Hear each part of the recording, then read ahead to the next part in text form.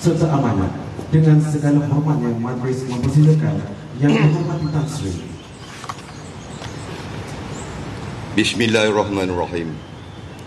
Segala puji bagi Allah Subhanahu wa ta'ala, Tuhan pentadbir sekian alam. Selawat dan salam ke atas junjungan besar Nabi Muhammad sallallahu alaihi wasallam, kaum keluarga dan para sahabat baginda. Assalamualaikum warahmatullahi wabarakatuh. Salam sejahtera, salam Malaysia Madani.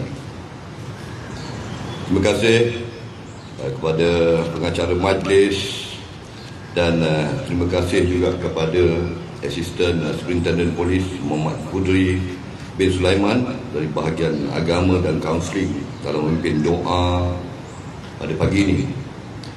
Yang hormati Komisioner Polis Datuk Seri Hazani bin Ghazali, Pengarah Jabatan Keselamatan Dalam Negeri dan Ketenteraman Awam selaku pengurusi Jawatan Kuasa Penganjur Himpunan bulan kali ini.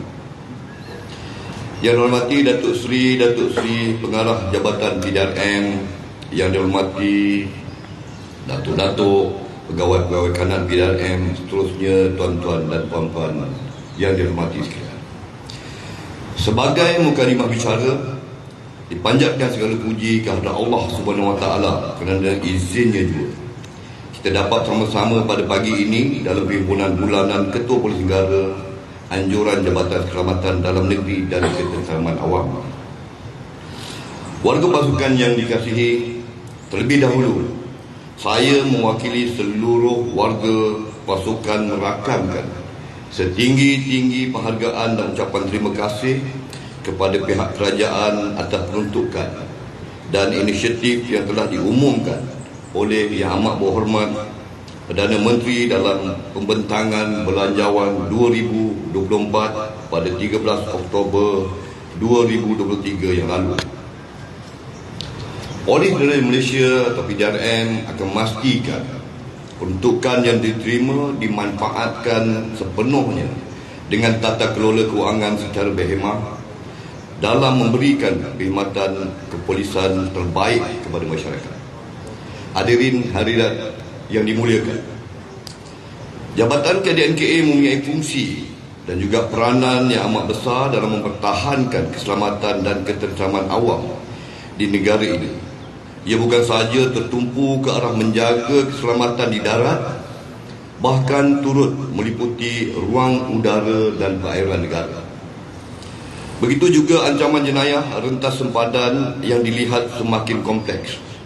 Dalam hal ini, KDNKA telah mengatur gerak ke semua elemen-elemen di bawahnya secara total, khususnya dalam usaha meningkatkan keselamatan di pintu-pintu masuk sempadan negara.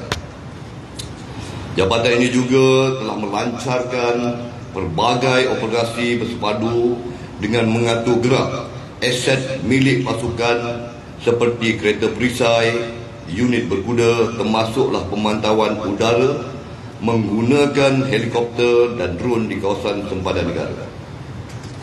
Hadirin hadirat yang dihormati sekalian, suka saya kongsikan di sini statistik keberhasilan tangkapan dan rampasan elemen-elemen di bawah Jabatan KDNKA.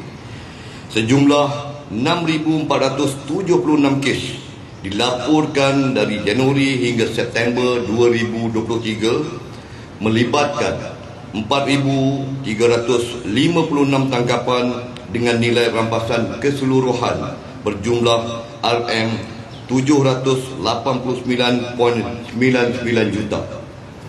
Antara kejayaan yang dicapai, pertamanya adalah daripada cawangan Wildlife Crime Bureau, Perisikan Siasatan Khas, telah membuat tangkapan dan rampasan terhadap pelbagai barangan makanan sejuk beku yang dianggarkan bernilai RM21 juta. Manakala Brigade Tenggara PGA pula telah berjaya merampas 495 kilogram dadah disyaki jenis syabu yang dianggarkan berjumlah RM17.8 juta. Bagi tempoh Januari hingga September 2023, pasukan simpanan persekutuan telah berjaya melaksanakan tangkapan sebanyak 28 serbuan dengan nilai rampasan sebanyak RM37.3 juta. Bagi tempoh yang sama, op kontraben melibatkan rokok dan minuman keras tidak bercukai, pasukan polis Merin telah berjaya menahan seramai 64 orang melibatkan 110 kes rampasan rokok dan minuman keras tidak bercukai bernilai RM37.1 juta. Setinggi-tinggi syabas dan tahniah saya ucapkan kepada seluruh warga Jabatan KDNKA atas kejayaan yang diperolehi ini. Teruskan momentum kecemerlangan serta kekalkanlah rekod yang memberansangkan ini. Hadirin hadirat yang dimuliakan, masyarakat pada masa ini meletakkan satu standard yang tinggi dengan menuntut perkhidmatan kepolisian yang berkualiti, menyedari akan pentingnya penyampaian perkhidmatan yang merupakan core business kita. Ketegasan dalam penyediaan melalui kaedah close monitoring amat penting dalam usaha kita mengecilkan ruang serta peluang berlakunya pelanggaran salah laku dalam kalangan warga pasukan. Ini sekaligus dapat menangkis persepsi negatif masyarakat terhadap PDRM.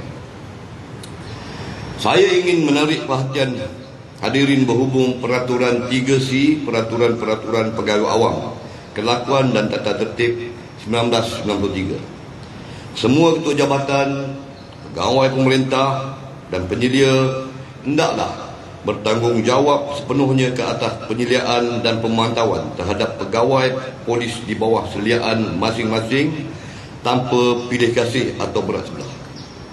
Pegawai pemerintah hendaklah bertanggungjawab dan mengambil cakna tentang tingkah laku pegawai bawahan, memberi teguran, membetulkan, seterusnya mengambil tindakan terhadap mana-mana pegawai sediaan masing-masing yang mempamerkan apa jua bentuk perlakuan yang boleh menjejaskan imej PDRM.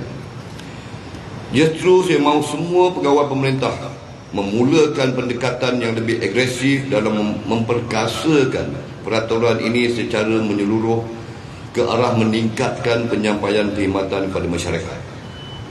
Bagi memastikan keberkesanan secara berterusan, arahan ini perlulah disampaikan dalam setiap rokal, perjumpaan serta mesyuarat di semua peringkat sehingga ia dapat diadaptasikan serta dihayati seterusnya dibudayakan oleh semua lapisan warga PDRM. Hadirin hadirat yang dihormati sekalian, PDRM turut bersama dengan kerajaan dan seluruh warga dunia dalam menyatakan sokongan bagi menghentikan serangan rejim Zionis terhadap Palestin. Simpati dengan nasib yang menimpa saudara-saudara kita di sana, saya akan melancarkan tabung kecemasan Solidariti Palestin Masjid Bukit Aman bersama My Fund Action dalam majlis perasmian penutup Karnival Jubli Perak 25 tahun Masjid Bukit Aman pada malam ini. Adalah diharapkan agar usaha murni ini akan sedikit sebanyak dapat membantu meringankan beban saudara kita di sana, insya-Allah. Hadirin hadirat yang hormati sekalian, pada pagi ini saya juga amat berusaha hati untuk menyampaikan sijil penghargaan kepada 46 orang pegawai polis dan pegawai awam dari semua jabatan yang telah menunjukkan prestasi cemerlang sepanjang perkhidmatan masing-masing. Semoga penganugerahan ini menjadi inspirasi kepada warga PDRM yang lain untuk terus menabur khidmat bakti dengan cemerlang demi pasukan yang kita cintai ini. Tahniah dan syabas saya ucapkan kepada semua penerima. Sebelum mengundur diri, saya merakamkan setinggi-tinggi penghargaan kepada Komisioner Polis Datuk Seri Azani bin Ghazali serta seluruh jawatan kuasa kerja yang terlibat dalam menjayakan perhimpunan pada kali ini. Akhir kata, marilah kita sama-sama berdoa kepada Yang Maha Esa agar kita terus diberi kekuatan untuk melaksanakan amanah ini dengan sebaik mungkin demi keselamatan negara dan juga kesejahteraan masyarakat. Saya sudahi dengan wabillahi taufik wa hidayah. Assalamualaikum warahmatullahi wabarakatuh. Terima kasih. Majlis melambangkan setinggi-tinggi penghargaan dan terima kasih pada Mufti Tan Sri di atas ucapan serta amanat sebentar tadi. Yang dihormati Tan Sri serta hadirin sekalian, meneruskan acara majlis adalah